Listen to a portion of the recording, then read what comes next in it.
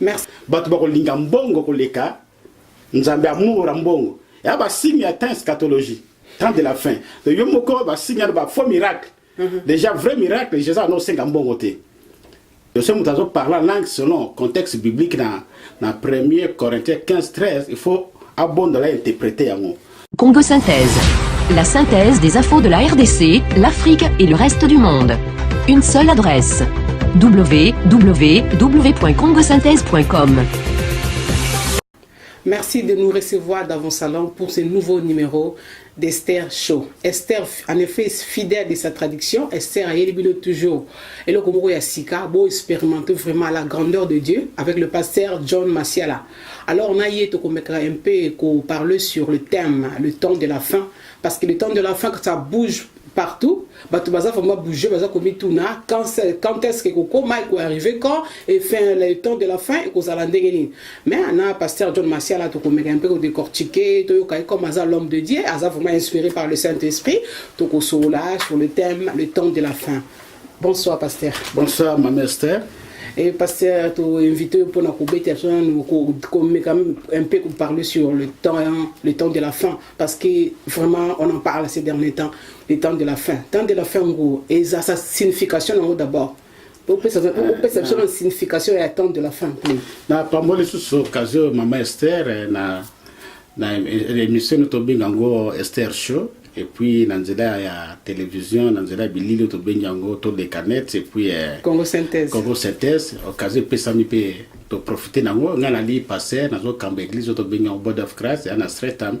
Personnellement, na librairie à streetam, to sakana 14h à 16h, et puis nous avons la grâce, nous avons directeur et école, to benyango David Livingstone, collège Bible, il y a théologie. Merci pour notre temps où il y a émission de tant ils ont bouger, tant vraiment il y a se préparer au le bien temps de la fin au la théologie au temps eschatologique. Et pourquoi eschatologique? Ça signifie quoi eschatologique? Eschatologique, c'est mot grec, temps de la fin, donc science où ils ont étudier temps de la fin va signe nango na événement nango. Ah, il y a une signification et eschatologie. Signe comme le signe. Par exemple, on peut prendre l'exemple de signe pour faire partie dans le temps de la fin. Dans le temps de la fin, c'est une eschatologie, un terme grec, une eschatologie générale, et puis une eschatologie individuelle. Sur le but eschatologie générale, ils allaient événements tous les saliments. Na ba signe eko ya pour na kopesa biso déjà qui est comme proche de Jésus le qui ali comme douleur d'enfantement. Alors na ba signe na tozomona Jésus bana ko le bon déjà na Matthieu chapitre 24 so bana verset 1 tina sena ngwa bana ko expliquer entre d'autres par là qui parmi ba signe zala qui vraiment frappant ni ne temple à Jérusalem où zala qui wana alba qui ko zala e ko bukana et puis l'air va romain après Jésus l'air a koufi na l'an 70 l'air va romain bazo kende ba nini ba ndo do mona ba scafone ba mabaya et puis généralement romain tango moto l'air a tango moto prophétie de s'accomplir. Donc, dans le temple, il y a beaucoup de pierre sur pierre. Il y a un signe à l'Iboso, il y a ça réellement, le Jésus qui s'accomplit. Entre d'autres, il y a faux Christ, surtout le faux Christ, au moins déjà l'église, il y a un prophète à Baal. Ce qui est faux Christ, c'est-à-dire que tu as espoir qu'il y a un sauveur. Pour moi, Christ, c'est un non-ting sauveur, qu'il y a un espoir à lui sauveur. Et puis, dans le cas, il y a thèse catholique, à l'obaki, tout le monde a guerre. Tout le monde a pu guerre partout, nation entre nations. Et puis, à l'obaki, amour, à battre le belé pour quitter. C'est passé dans le cas, parce que le bin au général, on a tchèque moto. Mais on a dit Jésus, Azaki déjà. Jésus, on a sa koufi. Après la mort de Jésus. Après la mort de Jésus, donc dans l'an 70. Donc, général, la tchèque moto, dans le temple, il y a brique sur brique, généralement romain.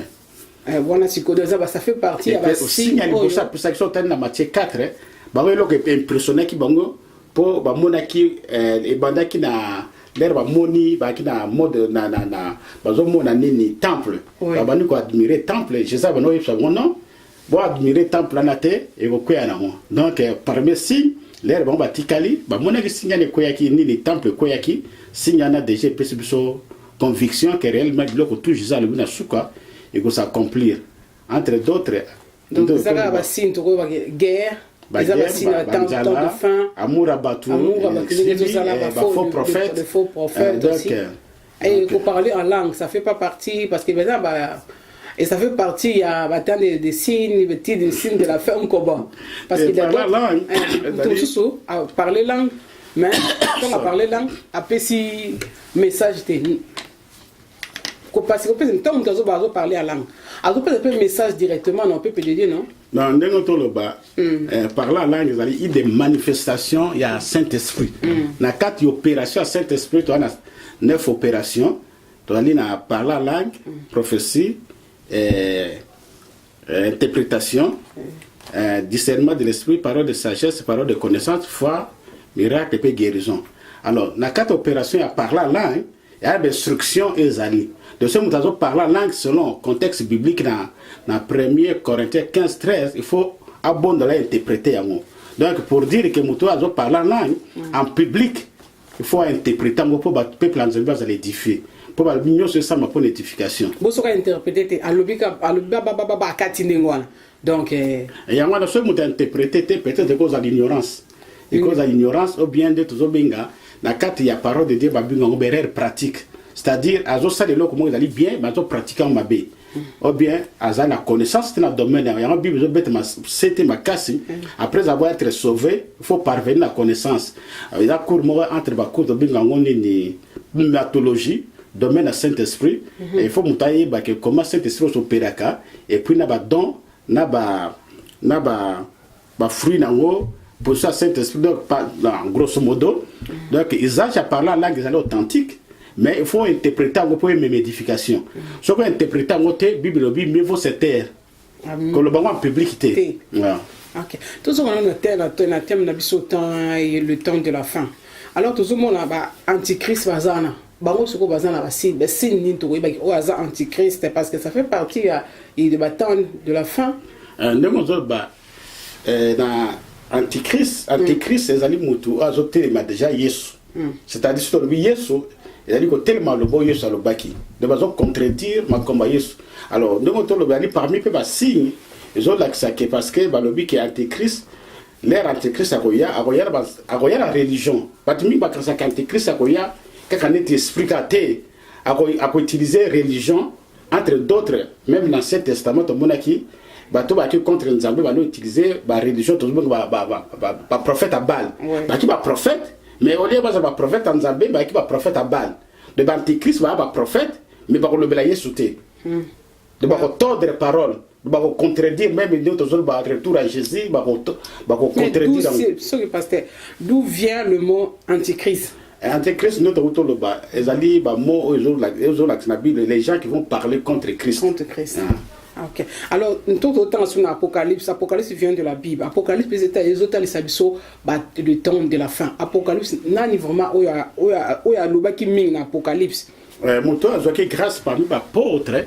On a comme un livre Apocalypse, nous avons comme un apôtre Jean. Il y a qui n'a eu des Patmos, avec une révélation sur l'événement et puis consolation dans le bateau, tellement oui par rapport à la pression, la persécution, la tribulation. Le livre na ezali ko consoler biso puis ezoko avertir biso pour de voyer bande to ko tamana tango yo jusqu'à le retour à Christ.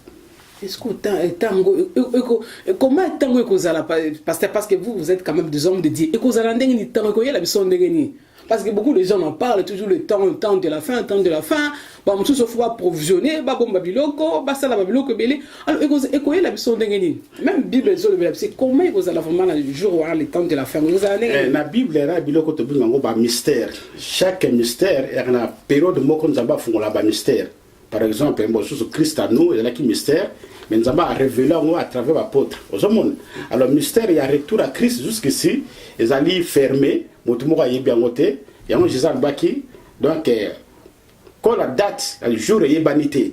Après, c'est ce qu'on a signe.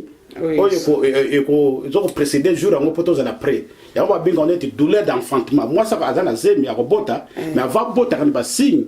Oui, il y a dissipé moi na goya à robota. Donc, signe, tu as besoin de livre en matière.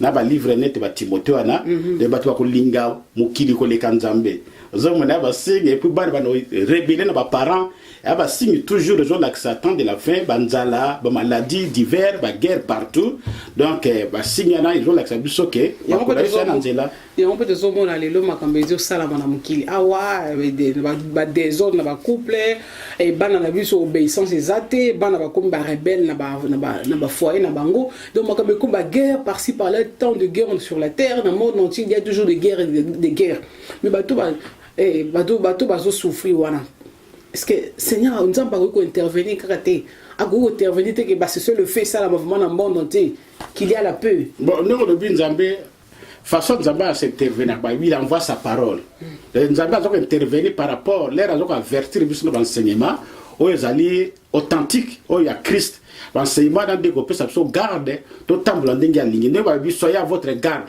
moi garde à la mine ba boxer ba utiliser au moins boxer moi ce qu'il faut les garder quoi côté donc il y a rien qu'on faut la garde par rapport à l'enseignement erroné alors c'est-à-dire il faut aller toujours la place moi ko ebike les pasteurs à la connaissance par rapport notre monde parce que notre ba ba ko linga mbongo ko leka Nzambe amour mbongo ya ba signe atteint eschatologie temps de la fin le yomoko ba signe ba faux miracle déjà vrai miracle Jésus a annoncé ngambongo té elle est parmi ba signe zo la chaque moto dans les faux les moto zo ngambongo dans le miracle pourtant ba Bartimée peut ça mbongo pas Jésus té donc parmi ba signe zo la ça déjà bato ils vont pratiquer le loko zo le ba signe ya fait statut maintenant les zo tanga bible non ko vérifier ma comme les rano ko na position na yo pour au côté na kata G ya bato na té. Mais parce que se souvenir d'un événement qui est passé en 2004, je crois, en avril. Là. Vous avez qui en Indonésie, même dans le sud, il y a un qui donc terre vraiment qui ravagé. Bon, nous ça fait partie, il y a fait un signe. Il y a un signe parce que il y a un signe parmi les tremblements de la terre. Et vous allez parce que nous avons quand même. Bato bazo kufa bato bazangi bandaku bazo se retrouver dans la rue bazana loko mokote est-ce que Nzambe na biso manzambo tobela ka nous toujours ko sala ko intervenir te que pour na bato na même ce qui se passe vraiment dans le monde entier aujourd'hui il y a de guerre est-ce que Nzambe ko intervenir te pour na bato parce que tous autres dans la télé zo mona comment les gens souffrent ça fait pitié zo ka mamoko boy zo na mosema motimo bi Nzambe ko intervenir pour na bangote. Nous, tout le bas, il y a la pression de providence de la coopération. Nous avons possible que nous coopérer dans Moutou. C'est-à-dire que Moutou a un libre arbitre, il y a agir selon la volonté de Nzambe. Dans la providence, nous avons possible tout, à possible ce que nous coopérer. Par exemple, nous avons se multiplier vous. Nous avons se multiplier, n'est-ce pas? Alors Moutou, ce qu'on a se multiplier, moi, c'est Moutou commis. Mobali na mobali moi c'est na moi so monde ce que mutalinge so volonté en Nzambe depuis jardin d'Adam mutolé katika na volonté en Nzambe ya ngomba conséquences ils ont continué en dose la monde nouveau oh Jésus que ça rezonga monde nouveau pasteur il faut que vous éclaircir si vous voulez pasteur monde nouveau était monde wana ikozala ndenge nini monde nouveau de tout qui déjà to benga wana ya na attention ba déjà na pas encore c'est-à-dire le monde va nous vivre en haut mais comme nous accomplissement par exemple monde nouveau Jésus a dit que nous allons rozalater, coller les rozalater. Donc ça va. C'est là qu'il y a une démonstration. À multiplier avec ma pain. C'est ça qui nous a. À multiplier ma poisson, c'est nous a. Donc il y a ce qu'on a là. Donc bilo qu'on a comme il ah on a ça va miracle donc multiplication. Miracle donc comme on a tant moko bilo qu'on les kolongwa na bonzambe. Donc exactement. Donc il y a parmi les mystères. Nous avons un mystère. Il faut aller à la eschatologie temps de la fin. Mais là, on a noté, mais il y a des gens qui ont guerre aux alatés, pour le but que Lyon a la même place. Tout ça toujours dans congosynthèse.com. Tout ça sur toleka.net. Donc, vous se retrouver quand on va blog bien mission politique tout vous se retrouver il y a qui toko vous allez vraiment discuter. Pasteur John Masiala, tu continues. Pasteur, fin. Comment tu veux ça pour faire autant que Yélibiso? Tu éviter mon amabé, tu éviter mon négéni, tu ça la négéni. Pourtant, fin du monde, il y a tout ça la ready. Mon Bible, la parole de Dieu est utile pour enseigner, pour corriger, pour convaincre. De la seule façon, au Tambola, quand on a une parole de Dieu au Sengabiso, et puis nous avons Jésus-Christ en tant que Seigneur et Sauveur, il a sauvé Batu. Il a sauvé Batu, il a dit que l'Esprit du Seigneur est sur moi, il a libéré Batu qui est captif. Moi, captif, il y a un sens qui est enchaîné na diable par rapport à la façon belé à enchaîner Batu. Jésus-Christ en tant que Seigneur et Sauveur, le seul Messie, qui est promis dans Genèse 3:15, que l'air a Satana, donc Jésus va ça y est. Il faut croire dans le Messie pour la sauver. Nous avons la seule façon. Il y a la fin du monde. La fin du monde. C'est-à-dire qu'on dit Yesu comme Seigneur et Sauveur, et pour qu'on l'a demandé comme le chemin, la vérité et la vie. Bon, on va la parole de DT. On se retrouve. Mais on est tout le temps là-bas. Après, c'est par rapport au belé, par rapport à temps eschatologique, abi bantabana bameme bambisa mabene bambisa malamu matita mabene matita malamu nyonso na pour prévoir batu qui bat méchant place na bango zali na tu déjà disqualifié alors parce que Jésus a bien na yeko jugé mais na yeko sauvé donc ce que beaucoup dit mais là yo mo a déjà jugé de na boy na ngai na za la sauvé donc on a déjà jugé on se mona yangwana place no ya zali. Merci, pasteur. Pasteur, tout le monde parce que tout le monde qui n'est pas comme Noé, monde ndenge nzamba kanda nzamba ndenge kitaki na mai est-ce que ils ba fin non ça fait partie à ba fin ba monde non mais bon na kata monde ndeko ba benga ba dispensation na chaque époque et chaque période nzamba dans la façon azo agir mais sikoyo dans la tamro ya grâce c'est-à-dire que yesu akufeli pona mutunyo so orondimela comme Seigneur et Sauveur.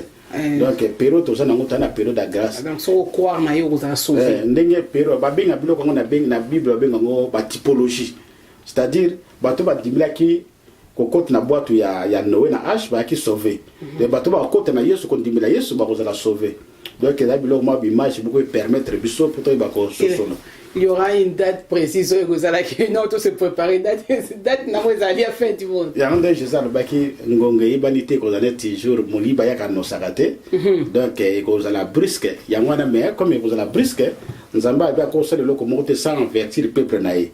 Donc on avertir biso déjà ba signana à travers ba serviteur naé à travers des médias so tambola to monake parole de Dieu ba ko atteindre l'extrémité ya monde. Et là ba signe déjà. Je crois que c'est une bonne nouvelle. Il y a une bonne nouvelle. Il faut qu'on s'adhère à ça.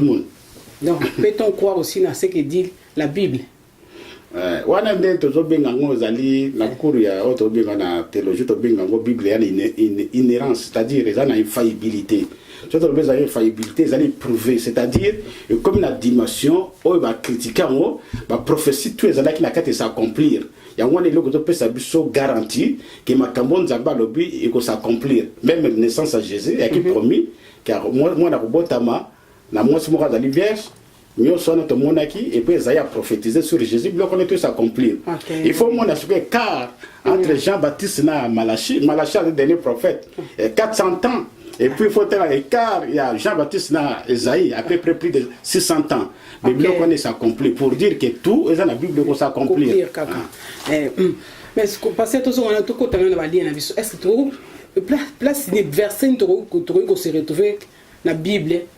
Bah comment bah lien bah parler sur le lien il y a bah verset peut-être au lien verset parce que bah ça aux hommes de Dieu bah lien aux arabes lien en famille est-ce que ça vraiment la Bible bon peut-être termes ali mal utilisé n'est aux autres baké na Israël il y a des sortes il y a punishment comme il y a bénédiction donc la punition il y a une punition sur nous à la collectif.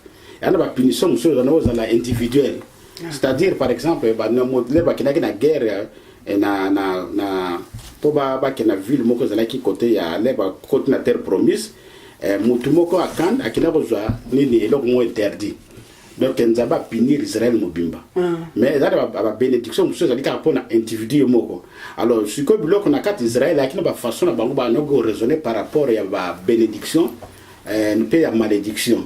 Yango dango lo ba moto ya sali boye est-ce que li ba paranae que so le ba no zo ka jiza yeta ya bino ya ba paranae te ya ki pona gloire nzabe biloko to zo ba koto ba liana a passage mo ke zali na kati ya livre ya il y a Ézéchiel 18 verset 1-4 mais elle est mal interprétée.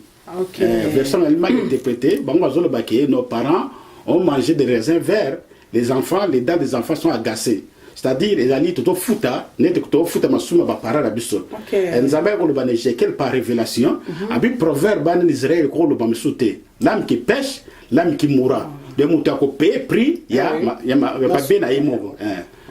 Donc pour nous le long de toujours le ban marche na yo so ko tamola bien. Nous avons pas épargné.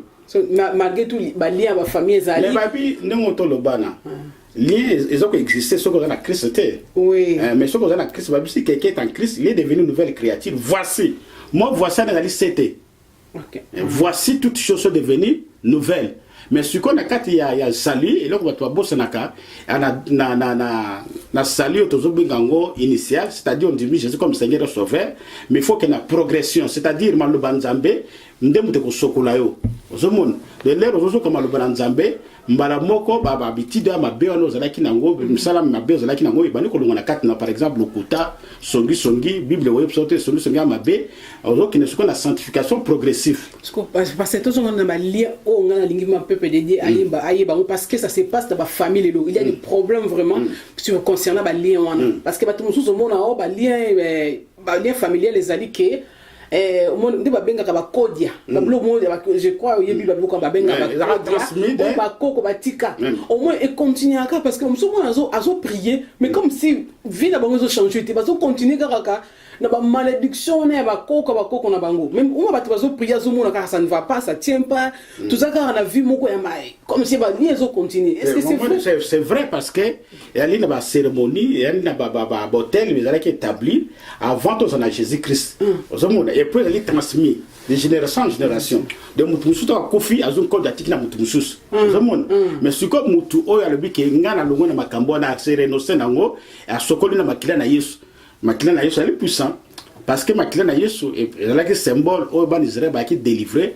na Égypte par rapport ya makila ya nyo oyo bateki ba lento na bango apôtre Paul azo na 1 Corinthiens je crois chapitre 5 verset 7 à 8 si je ne me trompe pas, Jésus-Christ a une nouvelle, Azali Pâques pour la biso.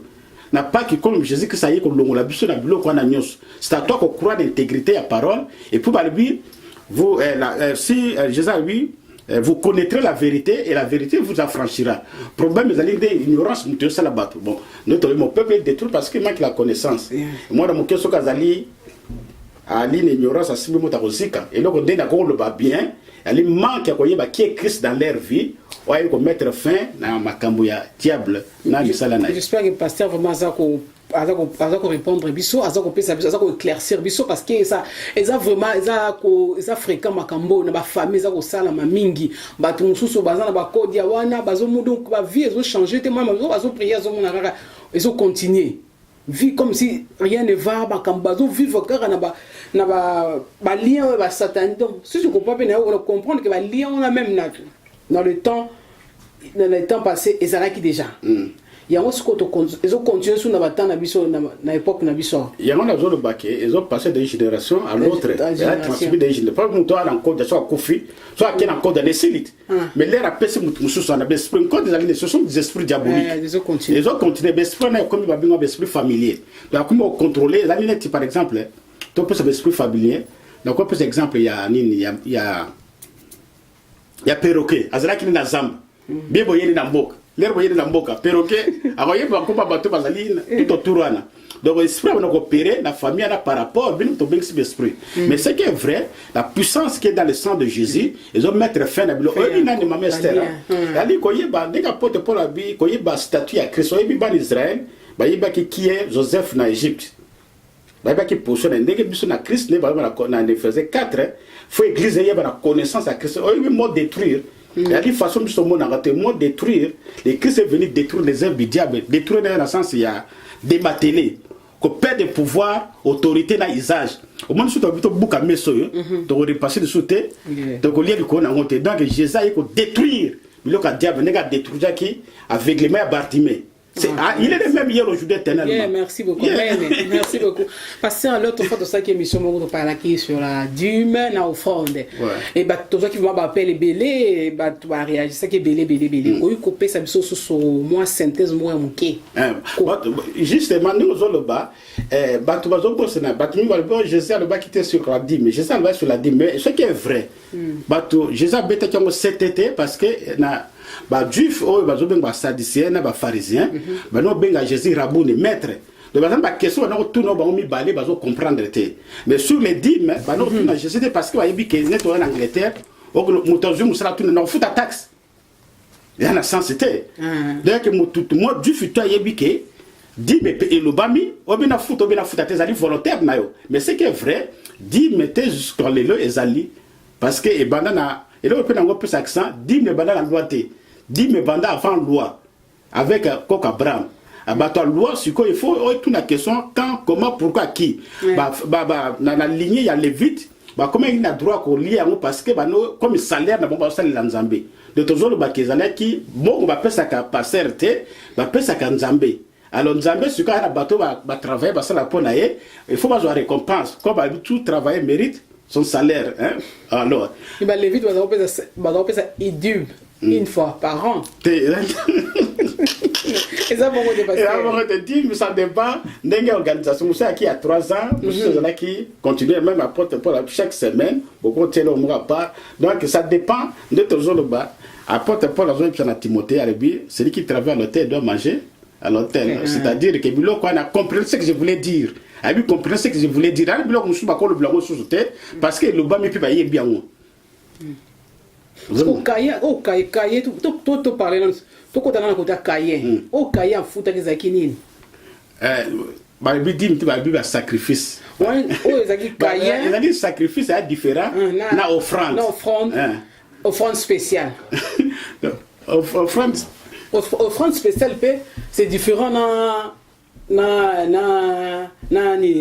pardon sacrifice offrande spéciale na sacrifice c'est différent non bon offrande spéciale bibliquement offrande c'est offrande spécialité on t'a repéré ça vous avez atteint la montée mais offrande spéciale les alarades ils ont dans l'église offrande mot spécial pour peut-être pasteur a prié pour na zaki malade ou malade na fait pas opérer et limoué pasteur a limoué c'est malade ouana bah ça c'est opération a une offrande spéciale pour vous remercier pasteur. C'était mal interprété, mal pratiqué. On remercie Dieu, on a offert une action de grâce. On a un micro, on a un baffle, on a un flair, on a un l'église, on va, et ça action de grâce. Si on a un bongo, il faut y non, on peut ça. Tout ça, on a action de grâce, on peut ça. Monsieur action de grâce, on peut se le monsieur sur Monique. Et tout ça, mais pour la moussala, jamais qu'il est malade. Merci, pasteur John Massiala. J'espère que ma peuple de Dieu, Balandio, qui va comprendre, oh, basé sur la question, basé sur se poser, oh, côté lien, du fin de temps, de temps de la fin. Alors, comme presque à la fin de notre émission, un mot de la fin. Bon, nous avons pas na care, maman, na bise Esther na Esther Show pour te parler sur le temps de la fin. Et là, on a encore conseillé ban Nzambé, na temps de la fin, et là, on a besoin de connaissance. Connaissance, il y a Christ. Et ta statue, pour ceux qui ont eu connaissance, donc pose à la séduire, il passe parce que parmi les gens qui s'attendent à la séduction. Après, Paul, là, il y a Christ, à Bible, il est comme brou. Et comme il pote, et comme c'est une valeur. So, il y a Jésus, et vous allez passer pour me qu'il séduire. Ok. Vous avez là, quand vous avez la connaissance, il y a Jésus, vraiment, il y a Israël, il y a Joseph, qui nani, n'a pas moyen en Égypte. Surtout, il y a Jésus, il n'a pas moyen, Ali, pourvoyeur, Ali, sauveur, Ali, tout pour nous. En tout cas, n'a pas résidu diable à Royen en et que vous allez vraiment ni les sans effet, vous avez toujours plus que vainqueur. Donc, après avoir été sauvé, il faut le cause en la connaissance. Et moi, pas la grâce, tout est sûrement école, David Livingstone, il y a école, pour aider le peuple en Zambie, pour voir comment on a connaissance, on a apporté la certificat, se retrouver vraiment l'école où on a bien formé. En tout cas, témoigner Jésus, ils allaient donc à Sika, ils allaient permettre, ils allaient tant réveil à Sika, côté à connaissance. Quand ils allaient sauver, ils allaient bien, quand ils allaient la connaissance, ils allaient mieux. Quand la Bible les autres baquets, royaume de Dieu, ils allaient sembler comme moi, moi, soit botami, ils allaient la croissance, nous autres, pas la croissance, la connaissance. Ce qui a dit tata, il maman, comme il passe. Et on est au botami dans le royaume de Dieu, nouvelle créature, mais fait, on parvient à la connaissance. Il y a Christ. Merci beaucoup, Pasteur. Nous sommes à la fin de notre émission. Comme tu le dis toujours, il y a un Congo, synthèse.com, toleka.net. So, Congo, synthèse.com, toleka.net. Vous se retrouvez dans la émission qui tourne la mission de l'Olanda Kuna Extra Show. Les émissions de les émissions Bolingami, vous continuez toujours pour la Congo, synthèse, na Toleka. Et tu comme toujours tant que tu le tu peux savoir mbote ba tu ba linga ka ça ma banque ça là bien. Merci ndenge na pamboli susu mama Esther nanzela ya Esther Show et puis na pamboli susu eloko nzabati na kat nanzela na biso ba chaîne na biso sika po et puis ça biso toujours formation de to biso attendre la fin temps eschatologie nanzela bilili tozomona ke tozali vraiment na Congo synthèse. Donc vous avez une formation qui permet toujours un temps pour tous avertir par rapport à biloko mamesera autour sur l'antichrist. Donc na remercier tout bandeko tout ensemble et longo et puis na remercier sur professeur tout on a David Livingstone na remercier tous sous étudiants tout on va faire partie à David Livingstone tikati liboti na Nzambe et pas Musama tikati liboti na Nzambe va profiter na eloko Nzambe a disposer na kati école de David Livingstone bato bazangi place ko sambela bakoko benga pe to na église to benyango corps de Christ. Je vous aime, que Dieu vous bénisse. Merci beaucoup. Alors, comme toujours, dès que tu as toujours la fin de l'émission, nous allons remercier les sous Tukeba. Tukeba, grand frère, Banangola, tous les appels Nabino. Bozo dans la Facebook, de temps à autre, Bozo Benga, pour l'évolution, station des réseaux qui est comme merci Banangola, par-ci par-là, partout, Bozo dans le monde entier, nous allons remercier Bino. Et Sœur Nanga, Maman Claudie Matondo, na Bristol, Maman Augustine Kembolo, la présidente Asimba Maman Kotekuna, Yomongo Yebi. Alors, Maman, merci beaucoup, na Maman Magi Kisiona, frère Nangai. Frère Nanga bien Nzambe, honorable Nzambe, Foster Gisiona, Tete, Boza Ebele, Yves Ndabou, Boza Ebele, frère Namso Dilou Masonga, frère Nzamba, Linginza Makasi, Mingi, Boza Ebele, Lingi Bino Mingi, ba frère Nanga, Bola na émission na Facebook, na Lingi Bino Mingi, ba frère Nanga, ba bisous, bisous. Toleka. Bye.